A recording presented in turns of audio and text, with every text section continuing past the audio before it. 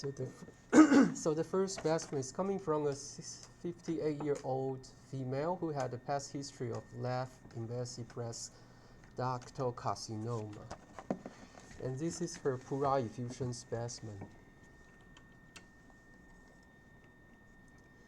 So this is a loose stem preparation.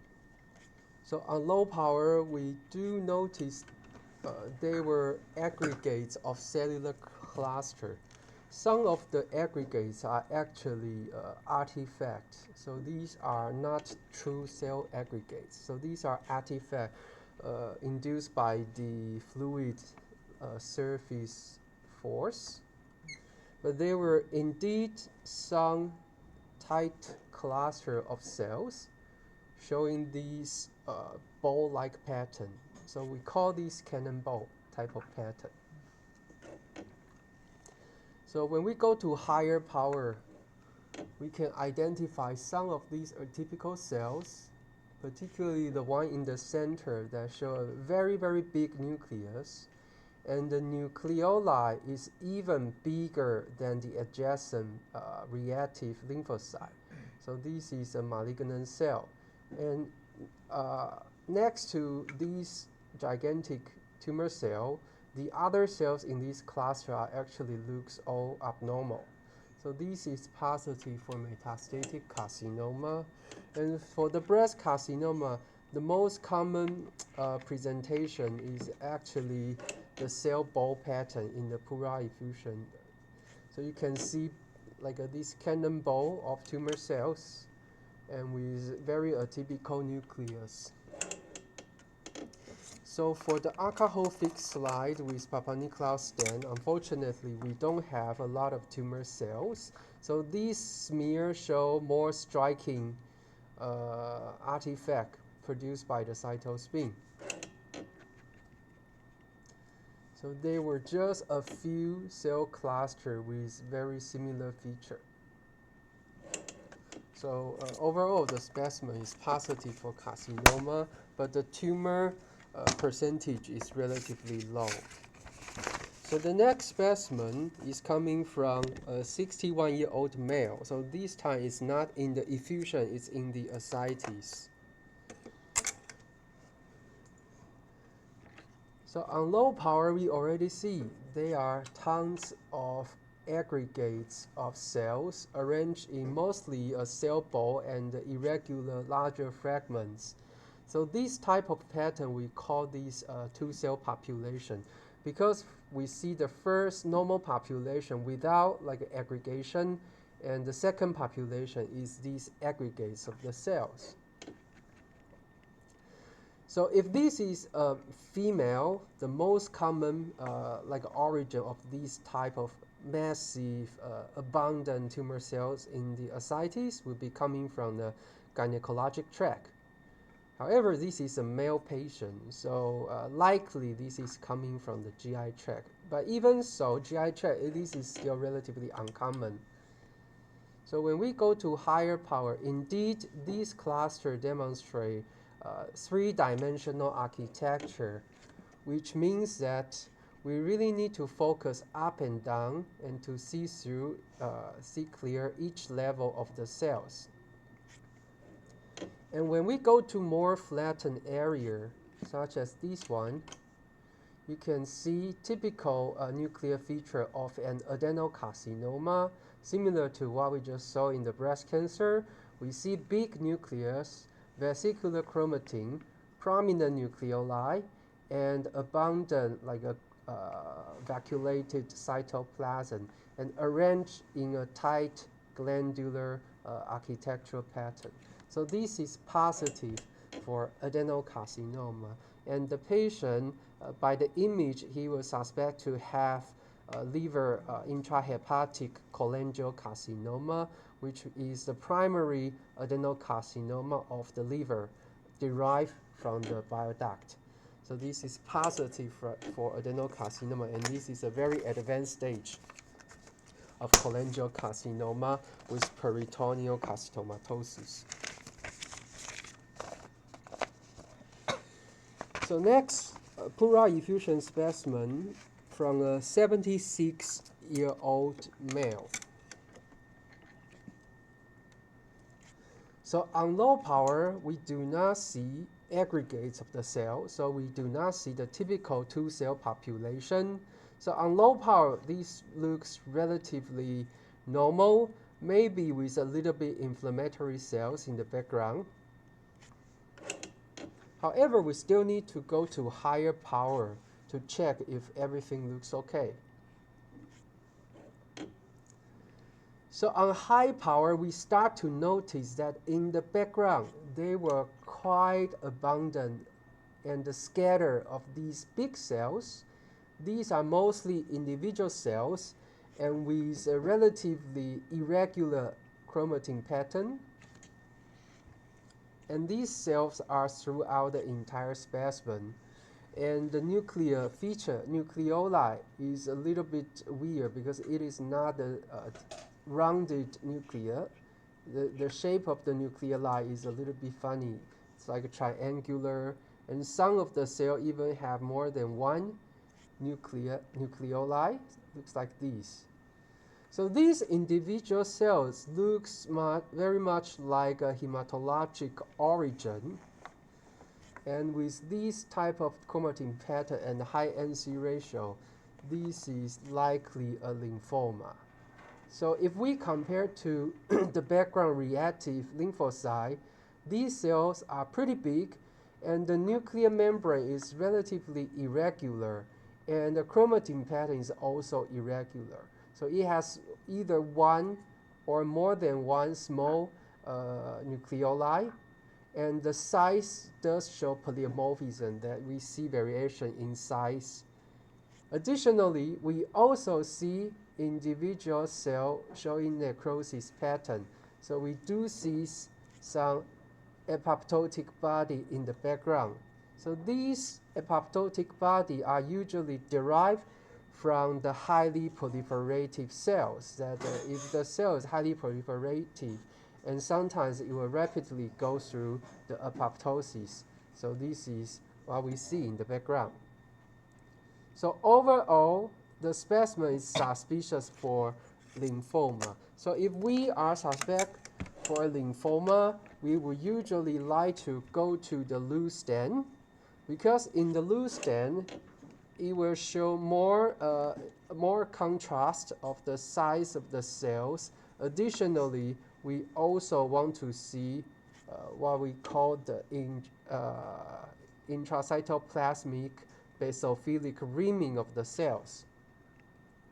So comparing to the relatively normal reactive lymphocyte, in the background, we do have much bigger cells with some nucleoli, and it does show a very vague, such as this one, basophilic rimming around the cell. Additionally, for the lymphoma, it is also very common that you can see small lipid droplets in the cytoplasm. So this is an indication of that this is in lymphoma.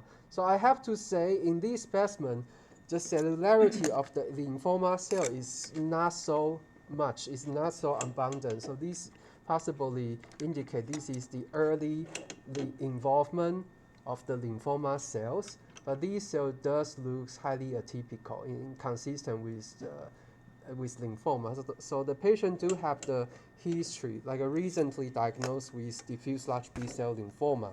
So the cytomorphology is consistent with the large B-cell lymphoma.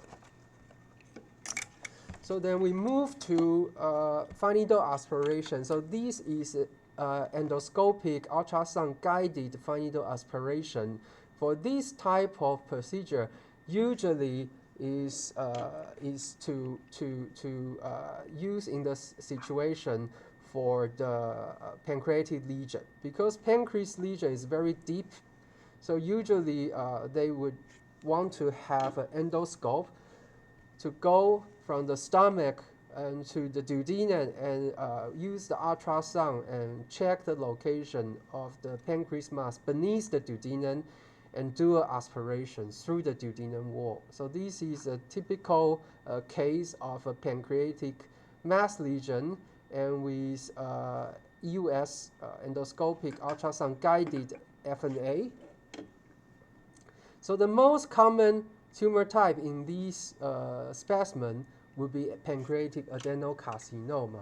So here you can see also very similar feature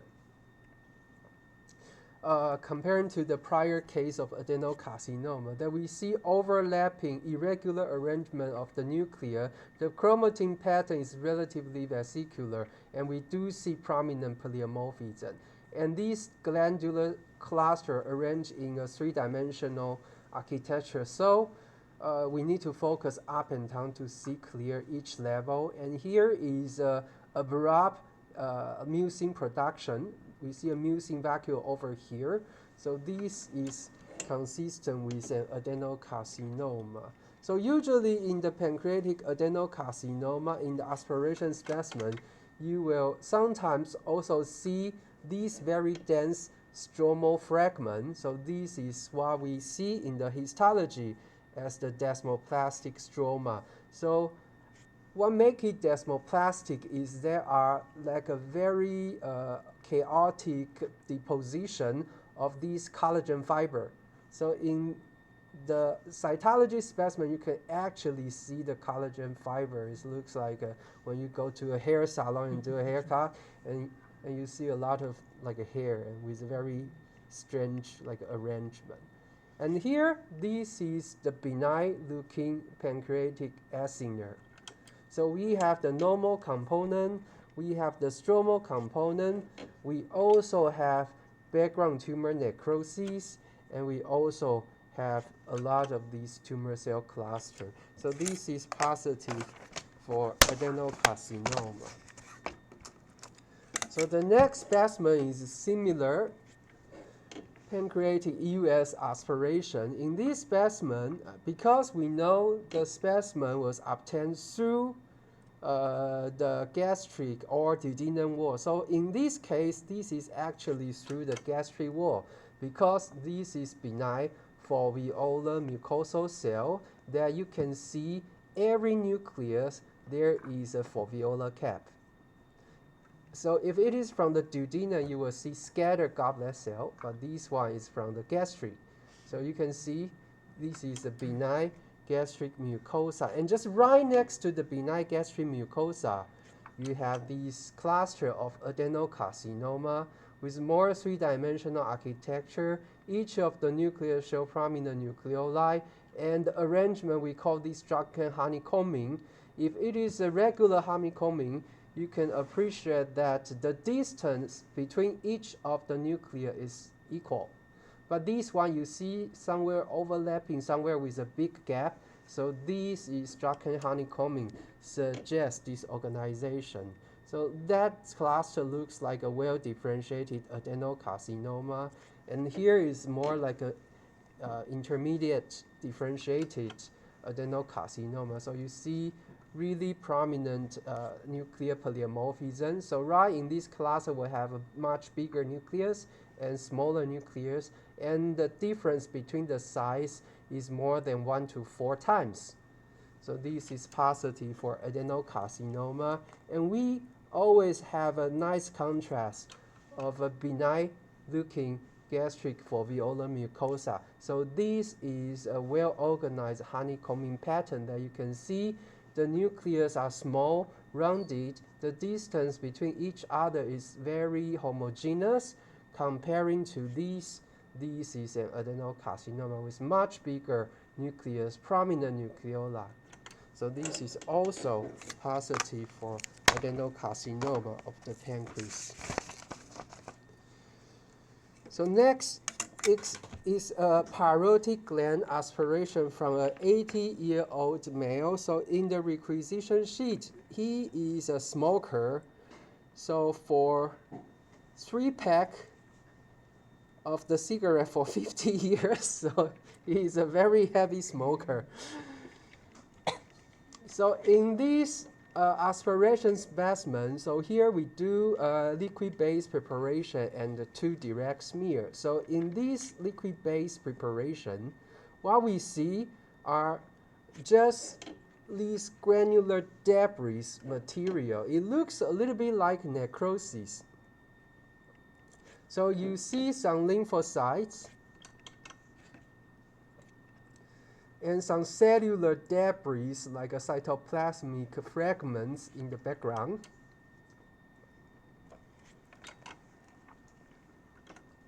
And also some degenerative cells.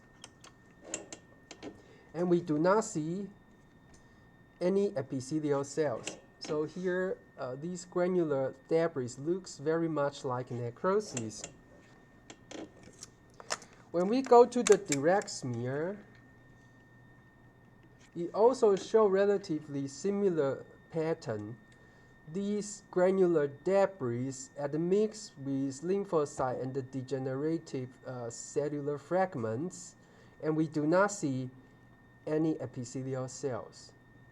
So this is actually very typical for the content of a Warthin tumor. So a Warthin tumor's content usually looks like this. So I would say these degenerative debris is very classic for Warthin tumor. But the diagnostic criteria for Warthin tumor, we must identify the oncocytic epithelium. If there is none, we won't be able to make the diagnosis. So in this situation, if the patient is an elder male who is a heavy smoker, I would sign this out as non-diagnostic, but we only see the degenerative cellular degenerative debris, like a cystic debris material, but it is may be compatible with the cyst content of the Warthin tumor. So before I make the diagnosis, because we have the residual liquid-based fluid material, I will usually do a cell block with this material. So what we found is this beautiful bilayer columnar shape of oncocyte. So this is the oncocytic epithelium from the Warthin tumor. So because Warthin tumor is often very cystic, when you do the aspiration, you can imagine that usually because the fluid is much easier to get aspirated, so usually you will get the fluid material, and sometimes it's kind of difficult to get the epithelial component, but the epithelial component can actually just floating in your residual liquid-based specimen. So we do a cell block, and we can call this Warthin tumor. So this is a good example of a Warthin tumor. So in the head and neck aspiration, sometimes we will find this type of situation. So clinical history for these patients kind of weird and interesting. Is a 73-year-old male who presented with a neck mass by the patient. He say after he was hit by a guy in the neck, so he had this mass lesion in the neck. So he think this is a traumatic injury episode. So he came to our hospital. So there is a mass lesion indeed in the submandibular area. But what we see here is unlikely to be just a traumatic injury, right? We see, of course, degenerative and inflammatory debris, but we also see a lot of these keratinized cells, and most of them are enucleated. So in this situation, there might be, the differential diagnosis could be very broad, because these can be either from the benign end, it can be an epidermal cyst with inflammation. There was possibly the patient had a epidermal cyst and was hit by the guy, and it was ruptured and induced this inflammation. But usually in the keratinized inflammation, we would expect to see giant cell, but we don't see giant cell here. But on the malignant end, it can also be a metastatic squamous cell carcinoma.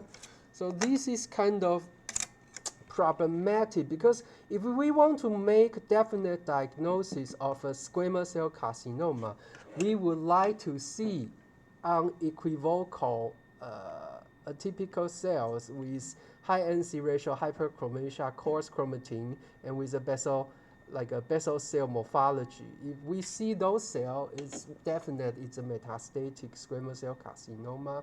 But for the well-differentiated squamous cell carcinoma with mature keratinization, sometimes it's kind of difficult. So I also do a cell block from the residual liquid-based specimen. So we see this keratin pearl material,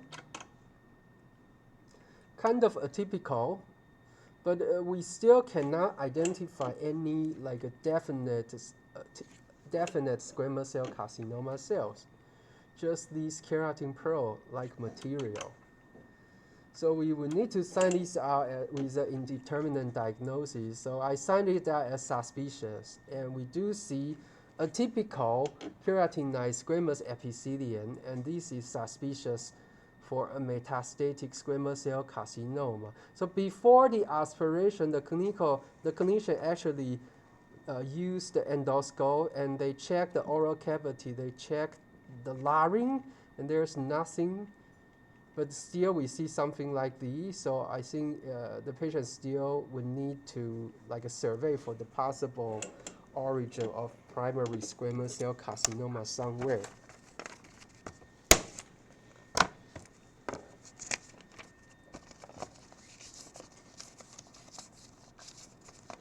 So next is also coming from the neck lymph node. 74-year-old female.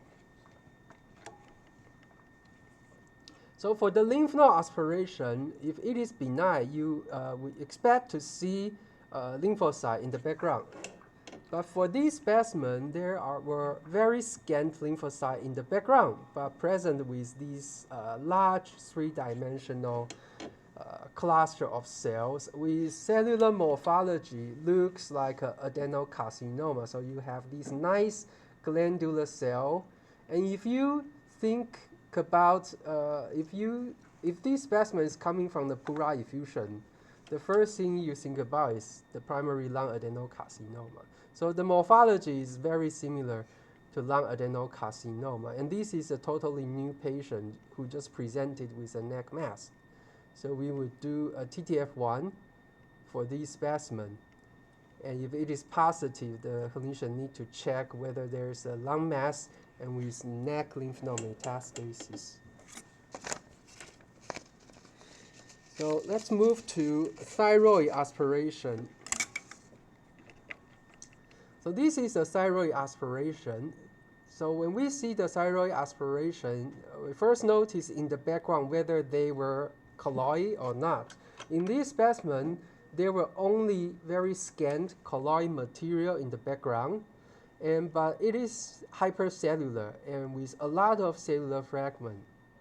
So we just go to higher power to see what are the composition of the cells. And so when we go to high power, we do notice that these cells show relatively abundant granular cytoplasm, and the size of the nucleus is slightly increased, mostly centrally located. So this looks like oncocyte or Herzl cell.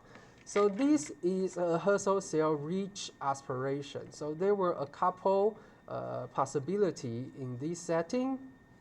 So usually when we see an oncocytic rich thyroid aspiration, we will pay attention to the background. For this case, there's almost no colloid in the background, so this is unlikely to be a nodular goiter with oncocytic change. But we start to notice that in the background, there are a lot of lymphocytes. And some of the lymphocytes actually forming a tight, like a crashed aggregate that we call this lymphocytic tangle here as well. So this is actually here, yeah, I see. So this is actually a very typical case. You see the combination with oncocyte plus these lymphocytes. This is equal to Hashimoto thyroiditis. So we will sign this out as negative, not suspicious for oncocytic tumor.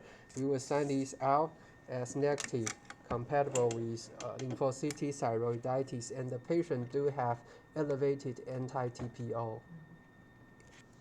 So the next is also coming from the thyroid aspiration. So this is a direct smear. On low power, we only see blood. In the background, we do not see colloid. And then we start to notice there are some, like a cluster of cells. And when you see on the low power, you notice that in this cluster of cells, they are prominent vascular meshwork. So you can see this spindle cell is actually the endothelial cells of a capillary, and it's forming like a complex meshwork, and they are abundant follicular cell arranged in these tight aggregates. Small aggregates looks like microfollicles, and they were detaching from these meshwork. So this is a typical morphological and architectural pattern for a follicular neoplasm. So for the follicular neoplasm, you would expect to see in the background almost no colloid. Oftentimes you will see some blood because this is a hypervascular lesion. And then you start to notice there are like small microfollicular aggregates, and they can be detaching from the stromal meshwork and without any nuclear feature of papillary thyroid carcinoma. So it also depends on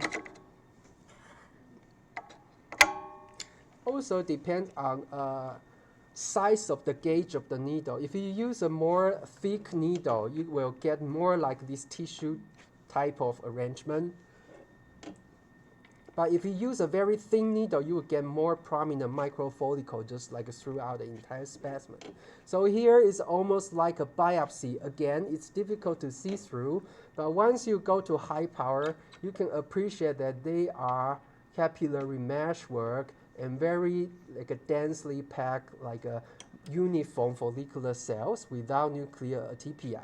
So this is diagnostic for follicular neoplasm. And these might be a little bit different from what you see in the TBS book, because each preparation, each different like aspiration tool, sometimes it will produce different morphologic pattern.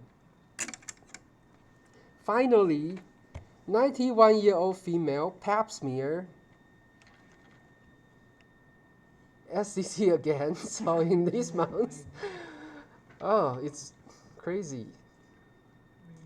Yeah, so this month we already have 4 or 5 SCC. That's crazy. Yeah, so again, typical, we do not see like a low NC ratio superficial cell, intermediate cells, and we see these like a pycnotic, like a very weird looking spindly, like a keratinized cell. We see these highly degenerated cells with relatively shrinkage, small nucleus, but it is very hyperchromatic. And you can see some of the cells do show well-preserved chromatin, coarse chromatin pattern. And in the background, we have cellular debris. So these are necrotic cells. So these are tumor diastasis pattern. And for the invasive squamous cell carcinoma, these kind of pattern will be throughout the entire specimen. And sometimes, because the invasive cancer can be quite hemorrhagic, so sometimes the tumor cell might be really scant in the background, just like the case that we see a couple of days ago. Most inflammation, but when you go to higher power, you really need to look for these highly atypical squamous cells.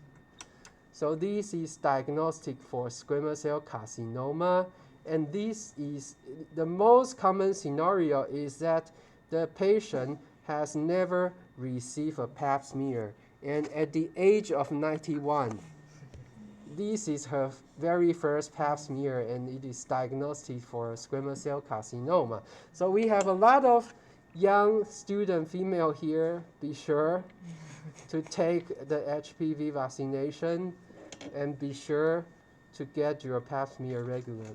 So that's all the case for today. Thank you. Thank you.